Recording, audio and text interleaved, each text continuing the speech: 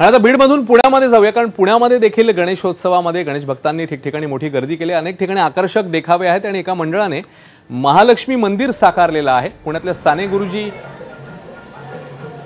हे जे मंडळ आहे त्यांनी महालक्ष्मी मंदिराची प्रतिकृती साकारली। 4.5 फुटांची गणरायाची मूर्ती आणि त्यामागे उभारलेली महालक्ष्मी मंदिराची प्रतिकृती गणेश भक्तांकरता आकर्षणाचा केंद्रबिंदू ठरलेली आहे। साने गुरुजी मंडळाच्या बाप्पांचं दर्शन घेण्यासाठी पुणेकरांनी गर्दी केली।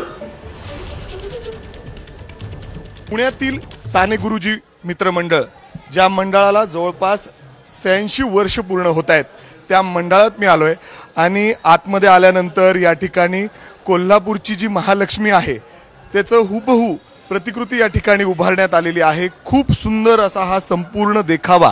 खरं तर पुण्यामध्ये सार्वजनिक गणेश मंडळांकडून सुंदर सुंदर देखावे, वेगवेगळ्या मंदिरांच्या प्रतिकृती उभारले जातात आणि त्यात साने गुरुजी गेले 5-7 वर्ष सुंदर सुंदर वेगवेगळ्या मंदिरांच्या प्रतिकृती उभारलं जातं।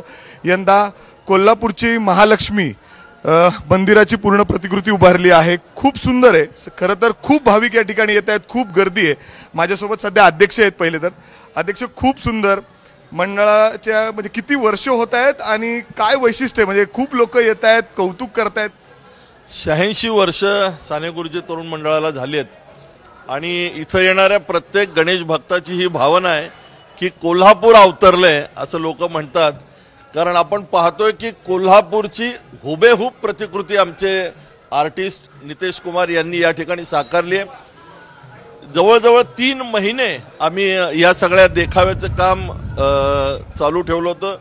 जून महिन्यामध्ये आम्ही प्रत्यक्ष कोल्हापूरला जाऊन आलो, पाहणी केली आणि त्यानंतर कामाला सुरुवात केली आणि आज आपण पाहतोय की अत्यंत प्रसन्न वातावरणामध्ये इथं आल्यानंतर प्रत्येक भाविक हा गणपती बाप्पाचं दर्शन घेतोय, अंबाबाईचं दर्शन घेतोय आणि अंबाबाईच्या पाया पडताना असं म्हणतोय की आम्ही कोल्हापूरला आल्यासारखं आम्हाला या ठिकाणी समाधान वाटतंय।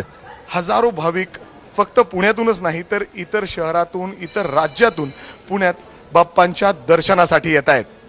कॅमेरामन अमोल गवाळेसह मी मिकी घई, एबीपी माझा,